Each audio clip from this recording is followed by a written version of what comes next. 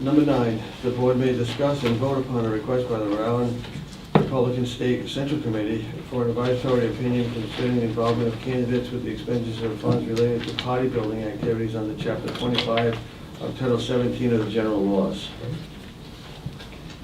Mr. Chair, on this matter, what we received back in March was a request for an advisory opinion made under 1725(5)(c).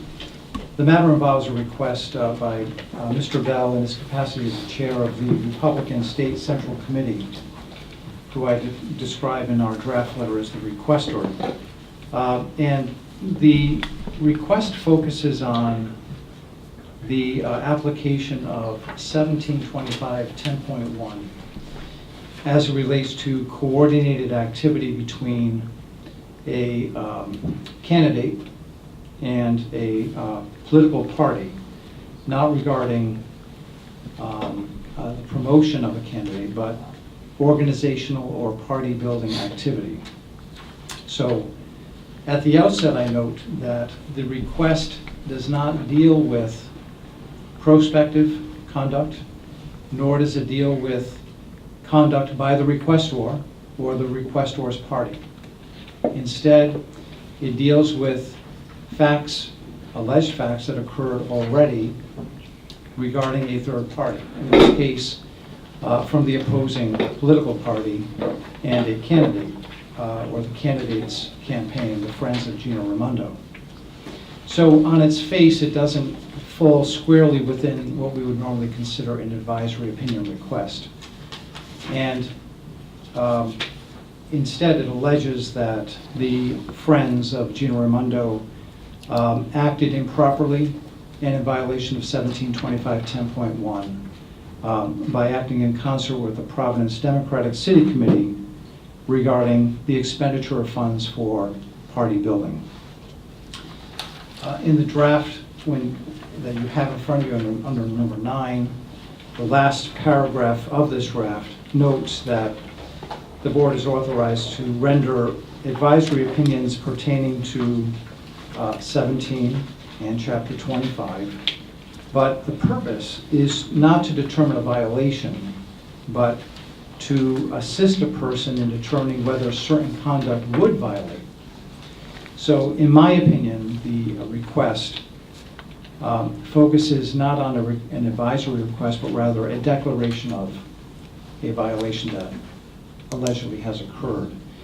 We've confronted this issue before. Several years ago, we received a request, and where it again involved an opposing party and conduct that had already occurred, and the board voted not to issue an advisory opinion because it wasn't the proper vehicle to address that kind of a claim.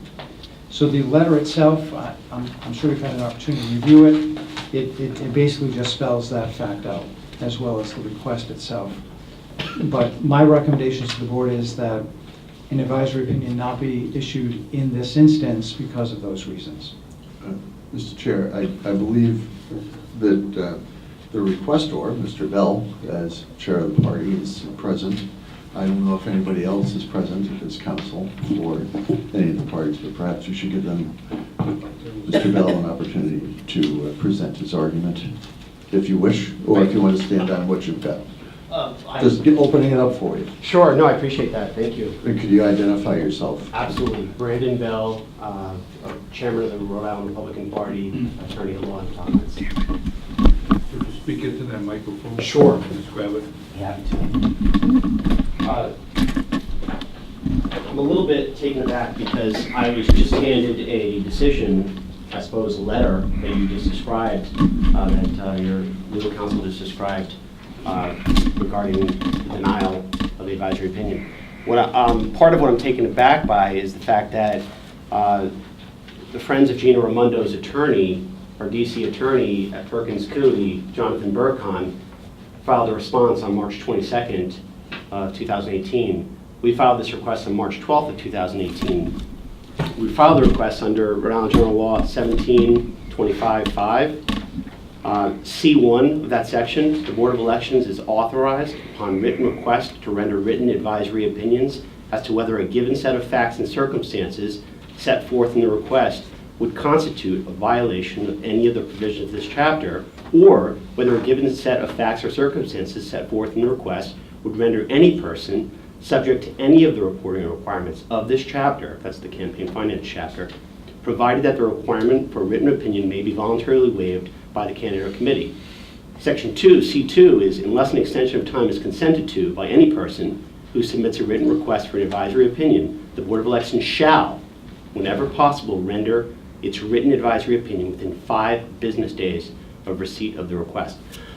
So on March 12th, we submitted this request, and this is the absolute first time I'm hearing from the board on this today, other than the fact that this was scheduled at a previous meeting, and Mr. Raposa did call me and say that it was canceled, but that was about 10 days ago or so. So certainly outside of the 5 business days, but what I learned tonight is that Friends of Gina Raimondo got to file a 10-page single-space response, which I did not have a chance to thoroughly review tonight. And it appears as though the decision was based on the complaint and that response. So I'm just wondering, where's the due process here? Where's the basic due process? I mean, I think there's an obligation by this board to have fair and impartial hearings. This is not a hearing, it's a request for an advisory, and what you've done, Mr. Bell, in my opinion, is you've tried to transform the advisory opinion process into a request to have the board declare that certain conduct was actually a violation, in my opinion. No, Attorney Marcaccio, you're entitled to your opinion, and any lawyer worth his or her himself can argue both sides of that. What I would suggest to you is that because Gina Raimondo is engaged in this conduct, which is to have a joint fundraising agreement, secret joint fundraising agreements involving coordination, potentially, which is what we asked for, we request an advisory opinion as to whether a candidate can consult, cooperate, collaborate, or give input to a party committee as to how it expends or plans to expend the contributions it receives for party building. And there's all kinds of information in 1725 that we harmonized within our complaint. You might not agree that it's harmonious, but we suggested that it was harmonious and said that it's clear that party building donations cannot be used as contributions to candidates, and that any expenditures of funds donated for party building activities made in consultation, collaboration, or with input from a candidate would be illegal under state law, since it would be considered a contribution to that candidate. Now, the fact that Governor Raimondo is actually engaged in this conduct is irrelevant to this process. We didn't ask you to determine that that is in fact illegal. What we asked you is, can we do the same thing? We'd like to know, can we engage in this conduct? Can we engage in coordinated campaigns? Mr. Thornton raised a great question, your director of campaign finance. He said, this is an issue that a lot of people just don't understand. I'm trying to find his exact words, but I believe he said that coordinated campaign finance and coordinated campaigns is a complex issue. So just because we laid out the fact that there's actually what we believe to be a violation occurring as we speak, we want to know if we could do the same thing. I think that falls squarely within 1725, 5C1 and C2. So again, at the end of the day, we're asking for guidance. That's all we're asking for.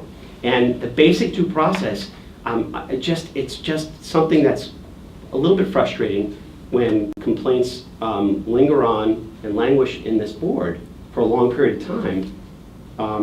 This particular one, I'm not suggesting that 40-something days is a long period of time, but we never even got a response. We never even got something from the board asking us, are you asking us to determine that Friends of Gina Raimondo is violating the law?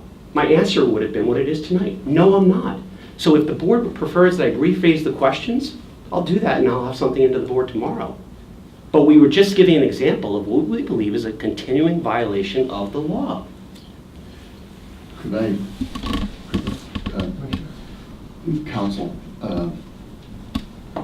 I understand your concern, and over the years you appeared in front of me many times and made terrific, passionate arguments that I totally agreed with and sometimes disagreed with. one of the things they taught us in judge school is that on a good day, half the people go away mad. On a bad day, you can hit 100%. So I'm shooting for 100%. No. Okay, so let's see what I can. My concern about what your argument, let's take it a step at a time and see where we're at. You can ask for advisory opinions from the Ethics Commission under the Ethics Statute. And basically, if I think I might be violating the ethics law, I can set out all the facts, and then they give me an opinion about whether or not, and I'm protected as long as the facts reflect the reality that I give them. The same was true as a judge, that we had this ethics advisory panel, and if I wanted to know whether selling hamburgers at my kid's school was a violation of the Code of Judicial Conduct, I could go and I could get protected from an opinion by them. And so it seems to me that the advisory opinion process is usually designed for somebody who wants to do a specific thing, and asking whether or not that specific thing is protected under the statute. But you've given us more of a hypothetical case than an actual fact saying, this is what we, the Republican Party, want to do. Right? Isn't that a fair analysis? What I did was, in the complaint, I laid out a set of facts that's occurring right now. I suppose I could have said, I, as chairman of the Republican Party, or friends of gubernatorial candidate X, Right. would like to enter into a joint fundraising agreement with North Kingstown Republican Town Committee. I could do that. I certainly don't want to mislead the board. I wouldn't have wanted to mislead the board. As you said, you want to have a basic set of facts that make sense. And it could be that, again, that the guidance that what the Friends of Gina Raimondo is doing could help the other major political party in the state. And so I think that, I think that it fits within 1725, what I just read, because it does present, a situation in which is a complex area, and coordinated campaigns and party building funds have always been an issue that it's very hard to explain to people on any easy day. And doesn't the fact that it is that complex mean that we should refrain from engaging in what are either partially speculative or partially hypothetical facts that aren't agreed to by the parties that are in the particular case? I can't, again, I have not reviewed Mr. Burke on behalf of Friends of Gina Raimondo's response in the kind of detail that maybe you folks have, since it was submitted a month ago. But now that I see it, I would be willing to bet we can agree on a fairly simple set of facts. Now that the secret agreement was made public, or at least I think some of it was made public, we can actually go with those facts and say, in the light most favorable to the Friends of Gina Raimondo, these are the facts. Can this be done by the Republican Party, should we choose to do it? But they're not here. Mr. Bell, all of your nomenclature, everything you presented to the board has been in the context of a complaint. You've used the term yourself. You've talked about stipulated facts. We're talking about the conduct of a third party. That is what your lens focuses on. The conduct of a third party, whether it's the, whatever the candidate is, whoever it is, that is not the purpose of an advisory opinion. If it was something that was focused on you and what you were seeking, in my opinion, you would not be providing a 22-paragraph set of factual allegations. Now, if we need to do, as you just said, enter into a stipulated set of facts, I think you're conceding what I've been telling the board now for the last 10 minutes, which is this sounds in every way like a complaint against another person. This is not the format to do that, period. And again, I think I was just answering Member Erickson's question, which was very specific as to what about, that hypothetical. I could use the hypothetical without using names if that offends anyone. But that's not my intention, though. It's not an offense. It's more of just, it's not the statutory vehicle. It's not the purpose. Well, I think the statute. I apologize. I didn't mean to cut you off. I think the statutory framework that I just read, I can't imagine that's pretty broad in terms of how an advisory opinion could be sought. I know it's not a very common vehicle that's probably used. I can't imagine that there's too many examples. But it's a vehicle in which is written in the law. It's not something I'm seeking to change the law to do. But it also is discretionary on our part. We can simply decide that the factual context of this request is so complex that we would decline to issue an advisory opinion. I don't think the facts are that complex, with all due Okay. respect. All right, well, I know what That all is due not- that is respect not- means. that I've is heard not- that before. The facts, I mean. Can you guys keep fighting, please? No, I don't want to, I usually lose, by the way. I don't want the board to start deferring Okay, to giving legitimate advisory opinions because of the complexity of campaign finance law, to the exact opposite. Our role is to do exactly that, to guide people for that very purpose. Here, it is not being done for that purpose. It's being done to make a declaration by this board that another person, not the requestor, has committed violations. That it's never been the purpose for an advisory opinion that we've ever taken, and I think it would be ill-advised to start now. okay, I understand your point. Commissioner Pierce? I would suggest that if this is something the Republican Party is interested in, that they come to us with a specific plan. That would be perfectly fine. Precisely Of what course. they want to do, Mhm. as detailed as possible, and then I think we would be in a position to give an opinion on that basis. But, That would be an appropriate use of the but, statute. To structure it in the nature of what someone else has done, to me, does not meet that category. I agree with that. I'm sad. I've been informed. And on my behalf, I apologize because I understood, or I assumed, that Mr. Birkin had actually sent you a copy of this letter back on March 22. So, I would have responded, okay. and he knows that, I'm sure. Look, we read the law as saying that party building funds cannot be used to help a candidate. It's really that simple. If you spend money in consultation with a candidate, it's coordination. And that's really what we're asking in the 22 or so paragraphs that you suggested. I mean, so I can really put that down as Commissioner Pierce, Member Pierce had suggested, and I'll call it down for that. And we'll see you again then soon. Thank you. Thank you. But I think at this point, we have to make a determination that the letter as drafted by the legal counsel will be sent on behalf of the board. Is that correct? That would be for your decision, I guess. I would move. I seconded it. Motion on the floor and seconded to